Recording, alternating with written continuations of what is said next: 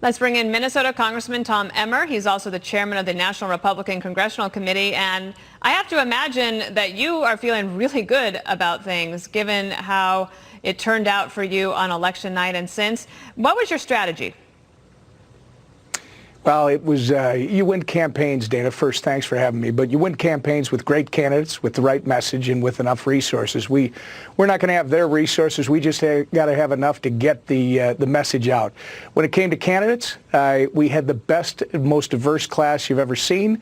So far, we flipped 9 seats, Dana. I'm proud to announce that it's been a female candidate, a minority candidate, and or a veteran who has won all of those races. And we could win another 6 before this is done. So, and the message was pretty clear as well. It's fighting the radical left, the new socialism that they're promoting. It made a big difference. And was that across the board, like in suburban districts, rural districts? I mean, there is definitely an urban-rural divide in this country. How did you bridge that? Well, Dana, obviously, these aren't state races. When you're doing the 435 House races, they're basically to a population of about 700,000 people, approximately, wherever you're at. You have the big messages, which are the economy. They were safety, peace in the streets, an end to the violence, standing with our men and women who wear the uniform and protect us every day. But then you also had issues that were germane to a specific area. For instance, go down to Florida. We won seats, 2 seats, Florida's 26th district and 27th, that are around the Miami area. You've got about 2 million Cuban expatriates in this country, and many of them reside in that Miami area, along with Venezuela and Colombians. These people know what socialism is, and they know that it never ends well. That is why we won those 2 seats in South Florida. You go up to New York, we won a seat on Staten Island that they were spending $15 million to hold. That was based on a defund the police issue. So while you have the overarching issues, I live in that media market, and I saw a lot of those ads. There were a ton of them. Right. This is a question I've really wanted to ask you, because I don't know how you convince someone to run for office in this environment. How hard is that?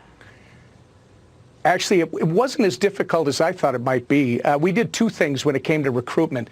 We, from my perspective, being a guy from Minnesota, I think I know Minnesota better than somebody from New York, and somebody from New York knows New York better than me. So we empowered our delegations, our congressional members from these different states, to tell us at the National Committee who are the people that are best qualified, that could be the best candidates. Then we encourage them to run. And I'll give you an example, Dana. If a woman, Ashley Hinston, for instance, who has won down in Iowa, Ashley came out to Washington, D.C. We sat down with her, encouraged her. First, it was her fear as to where this country was going, right? She doesn't want what Ocasio-Cortez, Ilhan Omar, Rashida Tlaib, what they're offering. She wants the freedoms that this country promises to all of its people to reach their full potential. She wants that for her children, so that motivated her. Second, we put her in touch with some of the great women that we already have in Congress, the Kathy McMorris Rogers, the Elise Stefanik's. We've got some incredibly talented women who sat down with them and said, if you're a professional, you can continue to live that life. If you're raising a family, you can do this, and it made a big difference. Well, congratulations to you on those races, and I know that you aim to give Nancy Pelosi a run for her money in this next Congress, so we'll be staying in touch with you. Congressman Tom Emmer, thank you. Thank you, Dana.